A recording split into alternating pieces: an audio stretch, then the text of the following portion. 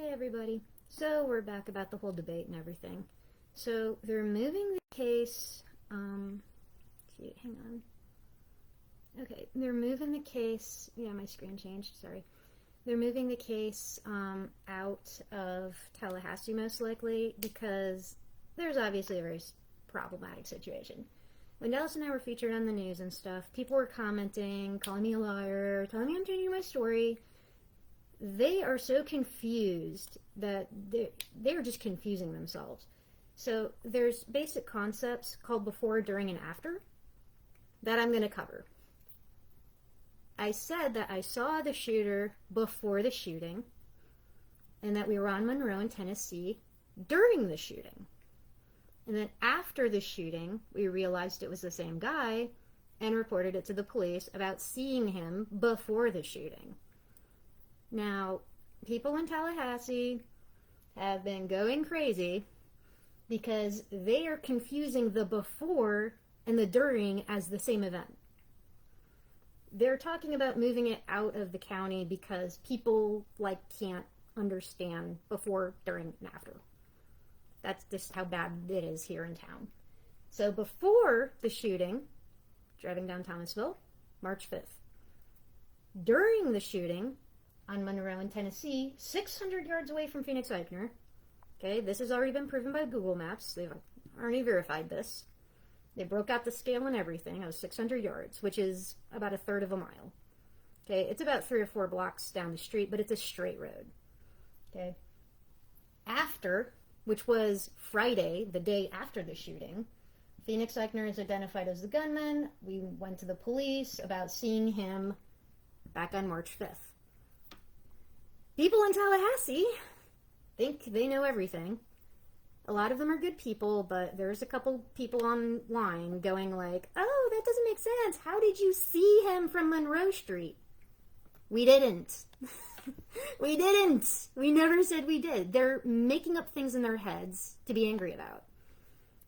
And what they're making up makes no sense. Also, after, down here, on the little whiteboard of remembering crap, information was released later. The initial report was that there was a shotgun and a pistol recovered from the shooter's vehicle and in the area. When we went to the police on Friday, the day after, I specifically said we saw a rifle. This caught the police's attention, okay? This was not something that was publicized. So when we told them we saw a rifle, and they kept saying, are you sure it wasn't a shotgun? No, it was a rifle. Are you sure it wasn't a pistol? No, it was a rifle. There was an AR-15 style rifle that was recovered from the scene that the police didn't tell anyone about because they were looking for credibility in a witness. Information released after we were interviewed. The news did not report about the rifle before being found until after we were interviewed for credibility. If somebody knows something about the crime that hasn't been publicly released, it's because they actually saw it. That's a credibility test. Credibility, okay? That's what that says here. We were actively being interviewed, Dallas included, he was a child, and we repeatedly said, we saw a rifle. Shotgun? No. We saw a rifle. Pistol? No. We saw a rifle. There was a rifle. It just wasn't publicized because we were claiming we saw a rifle. But people in Tallahassee were like, no, there was no rifle. It was a shotgun and a pistol. There was no rifle. It was released later that there was a rifle alongside the shotgun and the pistol. But again, credibility of witnesses. If you are just repeating things you saw in the news, you're not credible. If you're repeating things that were not publicly released, credible. Okay? That's the difference between a non-witness who didn't see anything and is just repeating crap from the news and somebody who's a legit witness who's credible and their experience was not released. It was, the information they gave was identical to the crime. It was not publicly released. Only the person who actually knew about the crime would know it. That's why they don't release everything. Because people who actually know about the crime would know these details that the public can't learn from the media. Okay? So, someone said, Sarah, how did you see the gunman from Monroe? The chart says I didn't. I saw him driving down Thomasville Road before. They said if you saw the shooter before the shooting, then how did you see him from Thomasville? Before, during, after. The community here has no concept of this right now. They think that during the shooting is the same location as before the shooting. It's not. I'm driving a car. A car travels. We go places in the car. I'm not going to be the same place driving before the shooting as I am during it. I'm traveling. I'm physically moving locations in a car. They don't get that. How they don't understand that, I don't know. Maybe they're kids and they don't have a car. Maybe they don't understand that you can be on Thomasville Road one day and be on Monroe in Tennessee another, or even hours later or 10 minutes later or whatever. Okay? I didn't see the gunman during the shooting because I saw him at a different location before the shooting. These are 6 weeks apart from each other. And they're like, oh, you saw him from Monroe? But you must have like Superman vision because that's 2 miles away. No, it's 600 yards away. This has been verified. 600 yards. Okay? Not 2 miles. Not 1 mile. 600 yards. And then they claimed I didn't hear gunshots because I'm over a mile away. Okay, look. This is Monroe. This is Tennessee. This is the business school. Okay? This is where we were at. This is where Phoenix at. When you fire a weapon, the sound wave goes in a straight line like that. I can hear what's happening here. There's only 600 freaking yards. Okay? 600 yards. That's it. It's a straight line. They're saying that because I was in my car, I should not have been able to hear the gunshots. That if you go in a car, you magically don't hear gunshots if you're in a car. They said that my air conditioner in my car would have drowned out the gunshots. I'm sorry. But they said that. People who weren't there truly believe this. Now, there's something that you guys got to understand. Why would they say these things? And I actually found out why. I recently found out why from a therapist. Okay? There's a psychological thing that happens in high-profile cases like this. The same thing happened in Scott Peterson's trial, where they said that they saw the girl walking the dog. They described her clothing, but when she was found deceased, she was actually wearing completely different clothing. And the police found out that they were not credible because they were just repeating what they heard from the media, what they saw from the flyers. They were just repeating information that was already publicly released. But when Lacey Peterson was found, she was wearing completely different clothes. So they weren't credible. They were just repeating what they heard from the media. People who repeat things they hear from the media, they may be credible, they may not. There's a credibility test. That's what the police did after the shooting. When I was very persistent in saying rifle, rifle, rifle, and the media is saying shotgun, pistol, but the police have found a rifle, and the media doesn't know that, that's credibility. Okay? It was released after me and Dallas got interviewed. It was released that they did find a rifle. They didn't want to release it because we were still being questioned. So we were adamant about there being a rifle. We were right. But it's a credibility test. They want to see if we really actually saw something. Now, the color of the Hummer. Okay? Color of the Hummer. It's kind of a trick question. The media says it was orange. The witness said it was burnt orange. We drove next to it. It was a red-orange with silver letters on the hood spelling Hummer, and they shined in the light. They were metallic. They were like reflecting the light. Okay? So when the media says orange Hummer, and I say it was like a red-orange Hummer with silver letters on the hood spelling Hummer, because when he hit the brakes, I looked back and I saw the sunlight going across the front silver letters saying Hummer. That's how I knew what kind of car it was. That's all I knew. I don't really see a lot of Hummers. I don't go, oh, that's a Hummer, that's a Ford, that's a Chevy. I don't know. I'm not really into that cars. But when it's going across the hood, as he's hitting the brakes, and I'm looking back going, what was that about? It's going across the hood in the sunlight, Hummer, and it's like this reddish orange, kind of strange color. It was like a dark orange, you know. But the media reported it as orange. I told them it was more of a red orange. That was correct.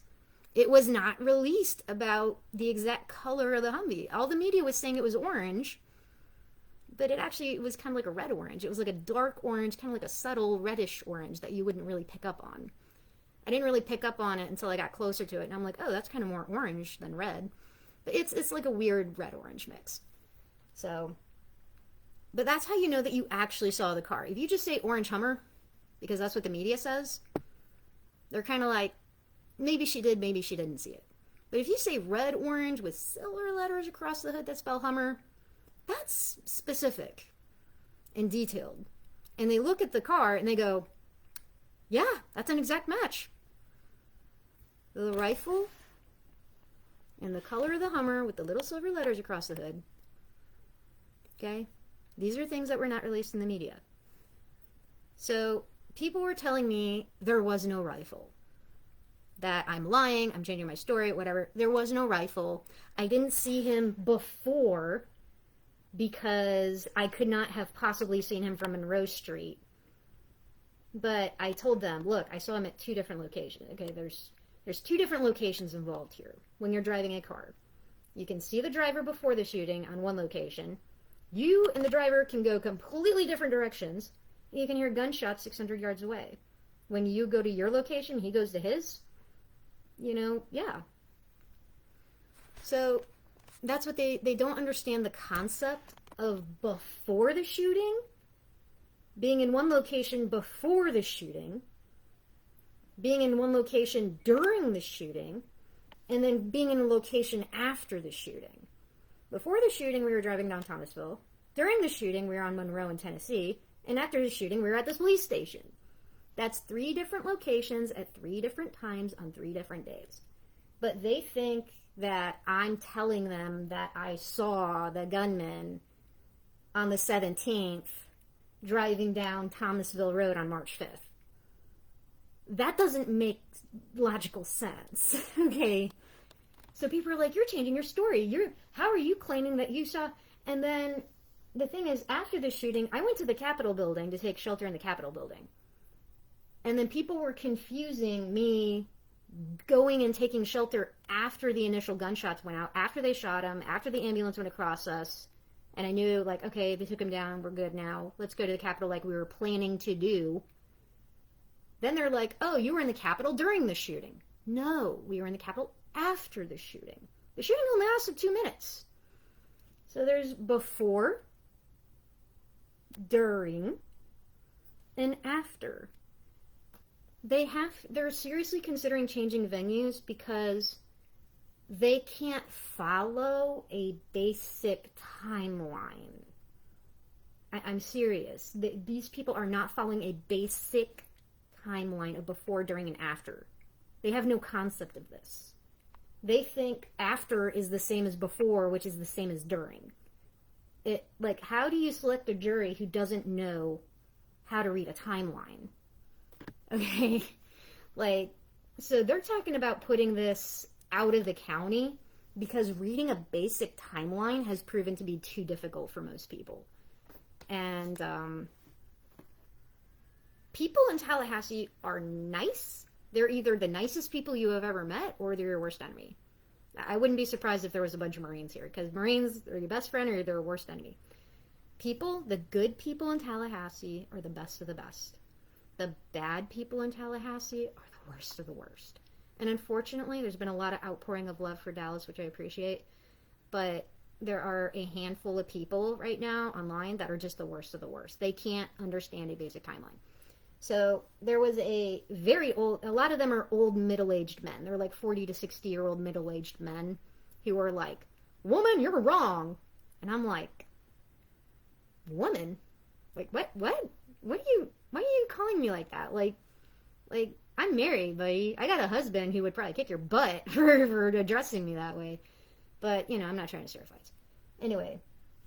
But they're saying that I can't hear gunshots from 600 yards in a straight line because that would be impossible. 600 yards in a straight line. I promise you, you can hear gunshots 600 yards in a straight line. That's a third of a mile. If someone's got a rifle and a gun and they're going bang, bang, bang, and they're letting off 30 rounds in 2 minutes, you're gonna hear it. That echo is going in a straight line right to me. And they're like, no, you were all the way over here. You was 2 miles. Nope. Google Maps says I was 600 yards.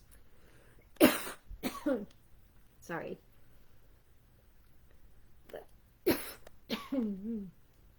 Sorry. No coughing spasm.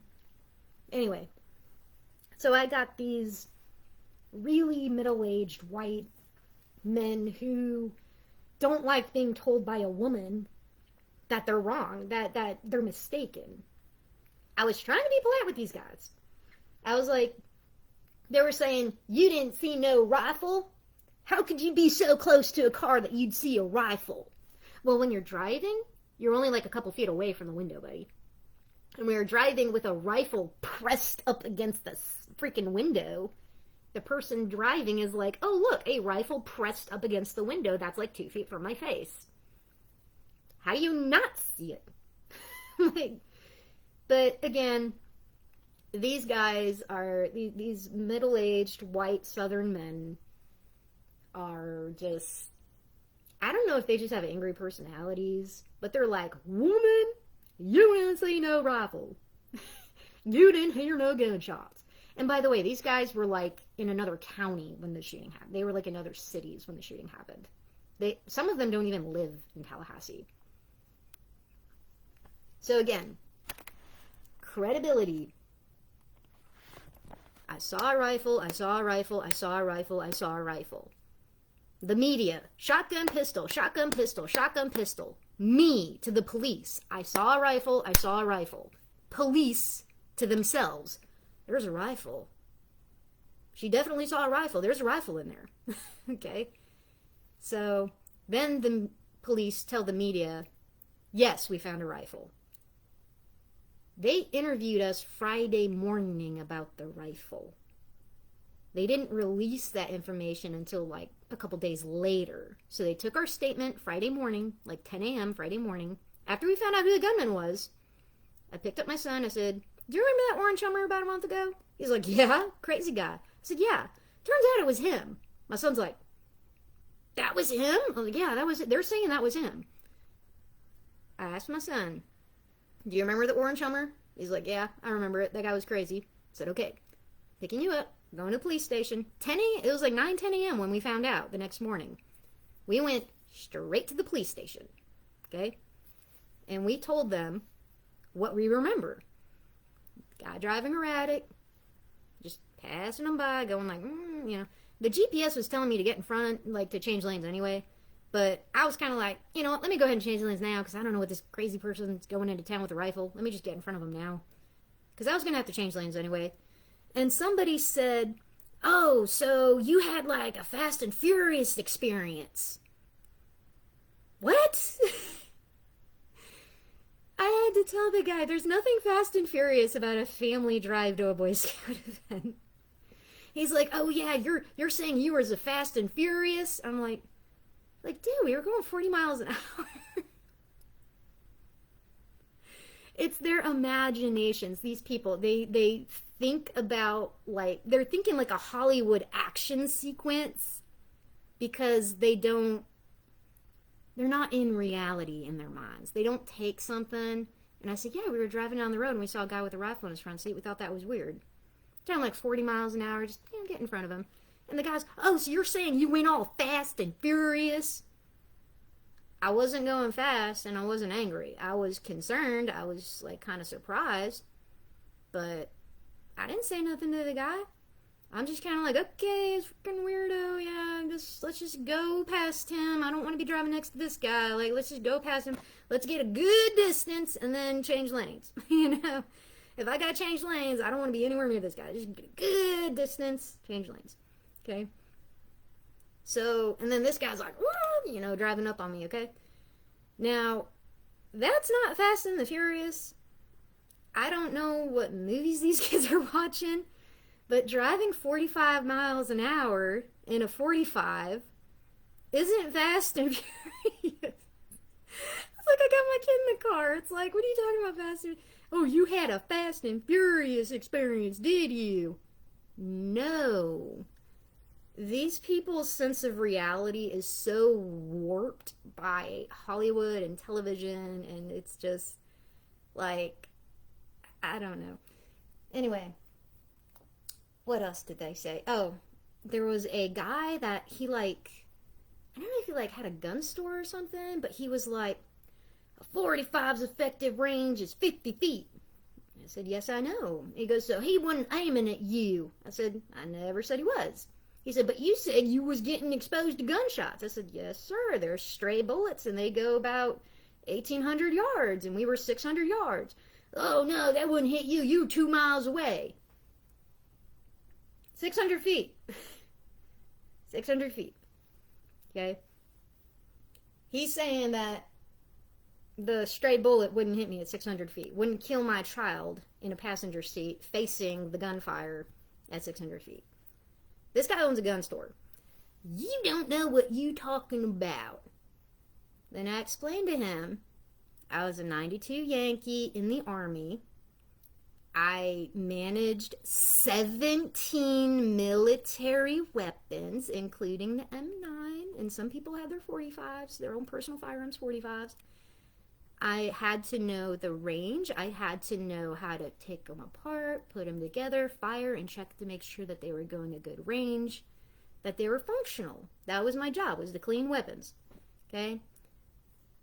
And this guy's saying, I mean, I had to pass like 1,000,000 tests to show that I was competent in maintaining those 17 military-style weapons, okay? We're talking about grenade launchers, 240s, 240 Bravos, 50 cals, M16s, M9s, 249s, like, all kinds of crap, okay? All kinds of things. But a guy that runs a gun store, who may or may not have served in the military, may or may not have, I don't know, but is claiming that I don't know what I'm talking about. I've had formal training, okay? I've been to war and maintained weapons in a conflict zone. But he's saying that me, a woman, doesn't know anything about a 45.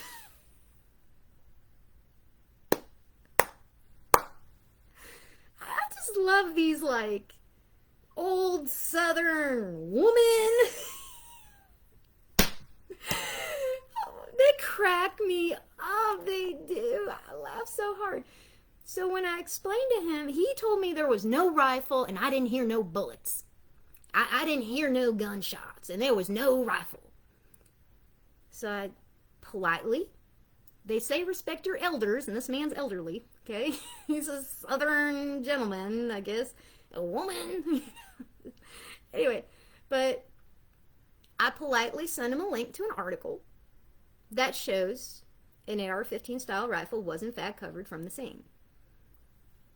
And I told him, you know, you might want to know a little more about the case before you go up to someone who was actually there and said, you know, I told him, please don't tell me what I didn't see or didn't hear. I said, look, you're wrong. I saw a rifle. They didn't release it right away because we were being interviewed by the police, so they didn't want to release that. It was a credibility test. They didn't want to release that information. And after we had given our statement to FBI, FDLE, and TPD, after they finished interviewing us about the rifle we saw in the window, Because they're saying, how do you see it? How did you see it in the window? How did you see into someone's car? Because it's pressed up against the window. The kid was 20 years old and on a suicide mission, okay? He had it pressed up against the window, and when we're driving next to him, it's like 2 feet from my face, pressed up against the glass. How did I not see it? And then he told me, I think you've got issues. Okay, listen. I love Gary. I didn't mind moving to Tallahassee. But there are wonderful people here, like I said. And then there's guys like this who have gone 45, 50 years in the South and never had a woman stand up to him and say, you're wrong. The guy's like never had this happen to him. And he runs a gun store, and he's talking about that a bullet can't go 1,800 yards when science has proven it can. You know? Oh, it's not like it's going to hit you. It might. It ricocheted off the brick buildings and hit buildings across the street. Those bullets went all over the place because he was aiming at a brick wall, and the bullets were going ting, ting, ting, ting, ting, all behind us. Okay? Like, come on. You shoot a brick wall, the bullet's going to go somewhere else. It shot up all Tennessee Street. You know, it just... But he thinks that if you shoot at a brick wall, it's not going to ricochet. It's not going to change direction and hit something else, possibly a child that might be 600 yards away, because it has an effective, like, there's target range where you can hit a target, then there's effective range, which is long distance, and then there's, like, the entirety of the range of the bullet. If you take a gun and fire it into the air, it's going to go 1,800 yards into the air and then come back down. It goes until it's something. He's thinking about target shooting. He's thinking about effective range. I'm talking about stray bullets being ricocheted off of brick walls that the gunman's shooting at a brick wall. All of those dang buildings are brick. Yes, some of them went into the student union from what I have heard. And that's terrible. That place was full of kids. I don't want it to hit anybody in there. Okay? But when he aims for a window and misses and it hits a brick wall, it goes pa-ting and goes somewhere else. And travels up to... So it can travel up to 1,800 yards. So 600 yards, that's not unreasonable. That's a third of the distance that it's capable of traveling. That's not, unreasonable. To be in fear of a guy shooting 30 rounds within, stray bullet range of you with your kid in the car. Your kid's windows facing the dang shooting. Okay? It's just... Some people just don't know what they're talking about. And when you politely tell these old cranky, it's like, grumpy old men. That's what this is. This is the case of grumpy old men. Woman! No! You was 2 miles. You weren't here. You were all the way over here, but I wasn't there. But I'm going to tell you where you were, even though I wasn't there. And don't you dare tell me I'm wrong. It makes me want to throw a fish at his truck. It's like, geez, guy. But it's like 5 of them. So but that's the thing. They want to change the venue so they get a younger, more modern jury. Because these grumpy old men that are all over town, they are just... I know they're not going to probably be eligible, but, just the whole, woman... I know what you saw, I know what you heard, I know where you were, even though I wasn't there. And I'm like, please tell me what I saw. How else would I know? Oh, again, they were claiming that I was, these old men, grumpy old men, okay? Throw a fish in their car type of grumpy old men. were claiming that I was hunkered down in the Capitol during the shooting when I was actually on Monroe in Tennessee, 600 yards, direct shot, direct line, okay? And it's a straight line, okay? And gunshots can be heard for 2 miles on a 45. So he was firing a 45. They can be heard for 2 miles. This is a third of a mile. They're saying this is 2 miles. It's actually a third of a mile. I looked it up on Google Maps.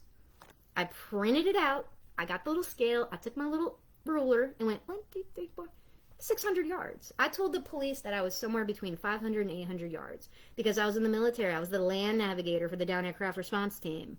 I'm pretty good at a judge of distance. So the people who didn't have that job are saying I was 2 miles away when the police have verified I was 600 yards away. So the credibility of the non-witness is zero. Everything that they've claimed to know has not come back to match the evidence. You go where the evidence takes you. These non-witnesses that claim they know the case so well are saying that there was no rifle when there was. They're saying I was 2 miles away when I was a third mile away. One little lap around a dang, like a high school football field, one little wrap around that, that's how far I was. Okay? Thank God, because I didn't want to be any closer. I'm not here to brag about how close I was. I'm happy to say I was 600 yards away. I'm happy to say that because that means my son had a relative safety. He was a relatively safe distance. But when the gunshots are going off and echoing all over the brick buildings that make up FSU, even the FSU police interviewed said they couldn't tell where the gunshots were coming from because all of the buildings made of brick were echoing all of the noise. The sound waves are bouncing off all the buildings, so the FSU police couldn't make out where the gunshots were coming from because it sounded like it was coming all over the place. But 911 calls said Tennessee Street, Academic Way, boom. They blew down Tennessee Street, done. 2 minutes, 2 minutes. I was wearing an orange shirt, and that definitely helps, you know. But, again, these grumpy old men are a great source of entertainment. I love them to death. But the issue is they had to start freezing up the comments on the article because there were too many people saying, you didn't see a rifle, you didn't see... Now, it's one thing to... People are like, oh, we're entitled to our opinion, but there's opinions and there's statements. When you give an opinion of, oh, I don't think she was in danger, that's an opinion. When you go to a witness in a capital murder case and say, you didn't see a rifle, that's persuasion. Persuading a witness is a first-degree felony in the state of Florida, punishable up to 30 years in prison, mandatory minimum of 2 years. So, telling a person, I don't think you saw a rifle, is an opinion. You didn't see a rifle is a persuading. You're trying to persuade the person that they didn't see what they know they saw. Persuasion is a felony in this case. So the news station froze up everything. You can't put comments on the dang thing anymore. Because it's illegal. You know, the things they were saying to me, they were directly coming onto my personal Facebook and messaging me on my personal Facebook, telling me, I did not hear gunshots. I did not see a rifle. I did not do this. I did not see that. That's illegal. It's called tampering with a witness through persuasion. It's a first-degree felony. If it's a capital murder case, it's a first-degree felony. And yeah, I think it's like a mandatory minimum of 10 years, actually. Most people get 2 with a plea deal. With a plea deal, you'll get 2 years, mandatory minimum. But if you don't do a plea deal and you go to court and you get convicted, it's mandatory minimum of 10 years. Okay, very serious thing. So, I saw Phoenix Eichner driving before the shooting. They're saying that I didn't. People were going online, coming up to me and going, you didn't see that. That's a crime. I don't think you saw that is an opinion. You're basically verbalizing what you believe may have happened. But when you tell a witness you didn't see it, that's tampering. So now they're talking about moving the case out of the county because there's a lot of witnesses. And when you find a lot of witnesses and you find a lot of grumpy old men, there's a lot of tampering. A lot of tampering. Them saying this is 2 miles, you were 2 miles away. Again, trying to suggest that I'm not people were telling me that I was not perceiving the events correctly. That is also tampering. Whenever you go up to a crime witness in a freaking death penalty case and tell them they did not see what they told the police they saw, that they saw something different or this or that, or you're not, you must be confused. You are persuading them. Whether you're successful or not does not matter under the prosecution of tampering.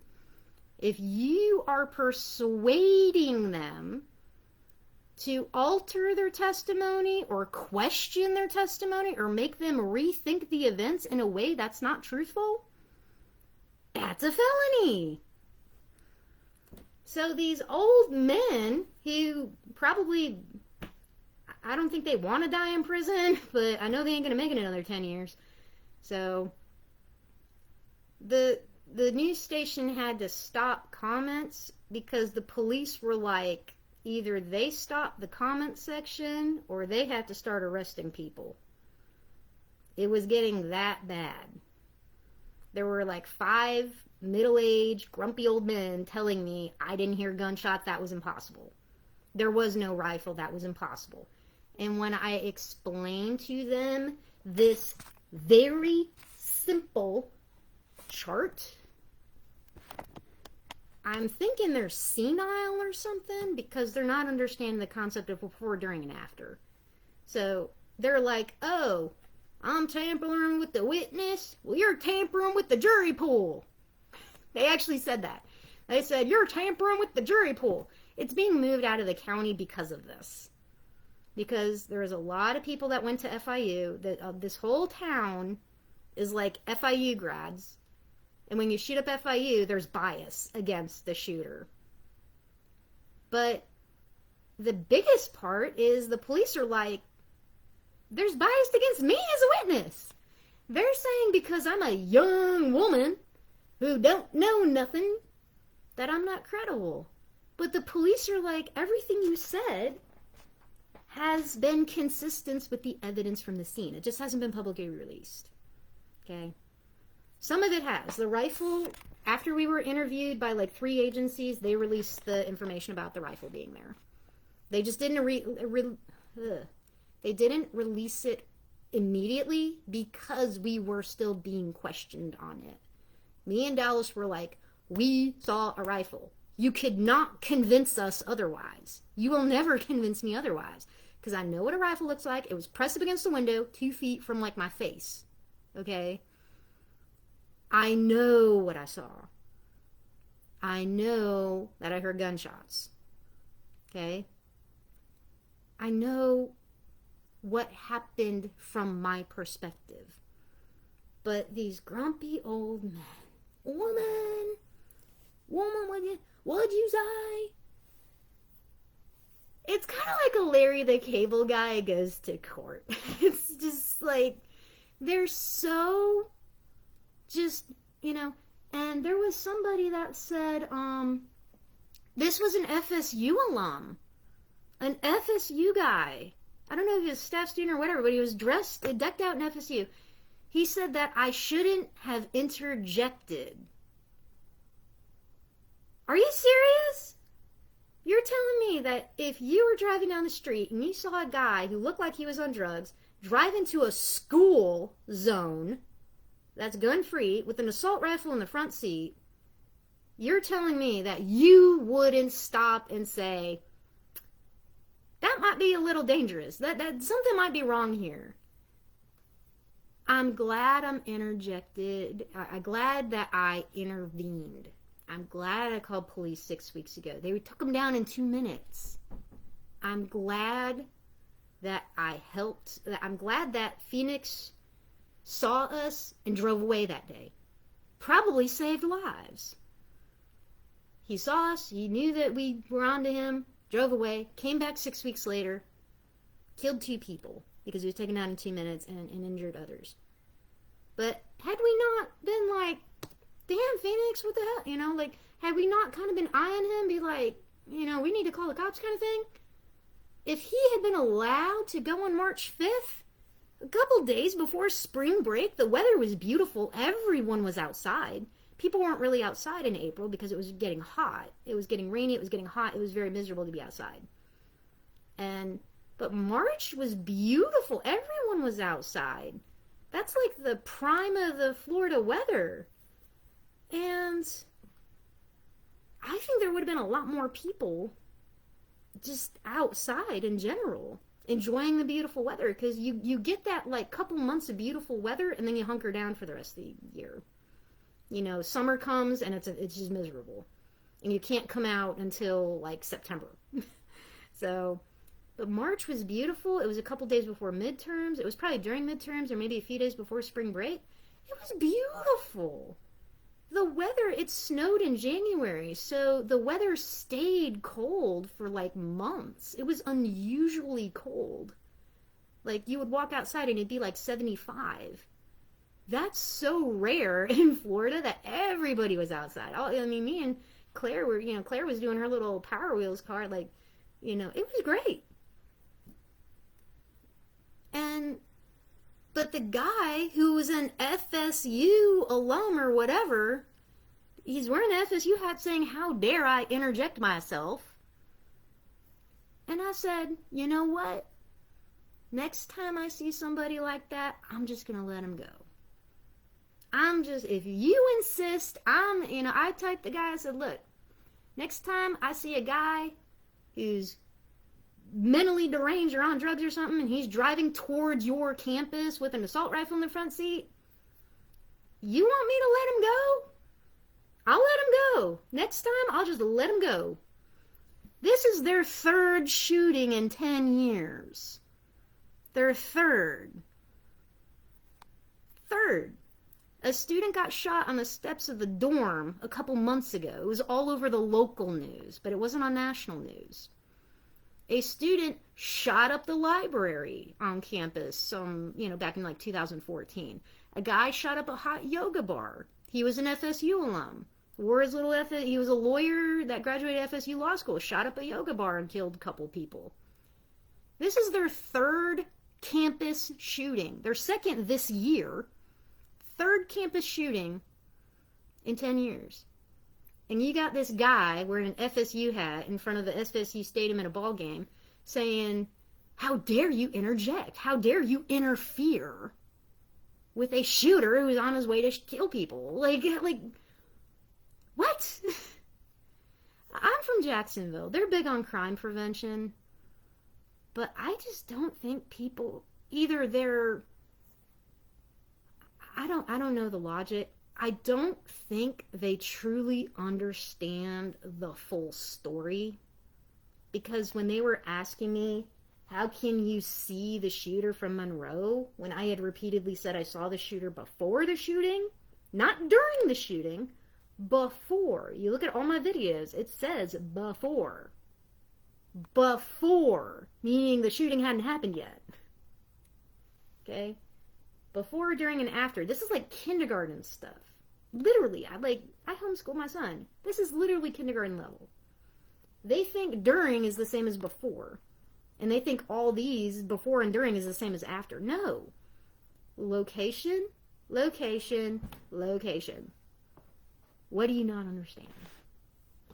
But anyway, I thought you guys would just get a kick. My family up in Michigan maybe get a kick out of these rednecks. I mean, seriously.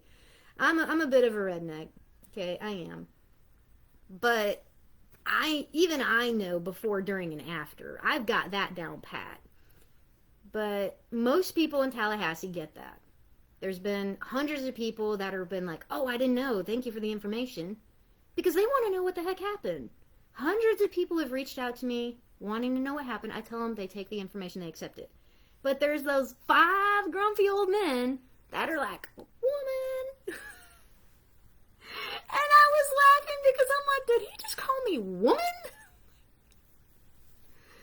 Like, I don't have a name. I've had 2 of them call me woman.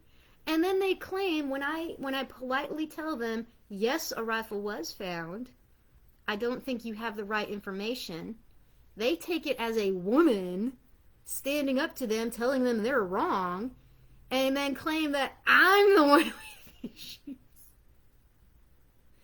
And they keep saying, I think your issues are influencing with what you thought you saw. I think your issues are influencing with what I thought you heard.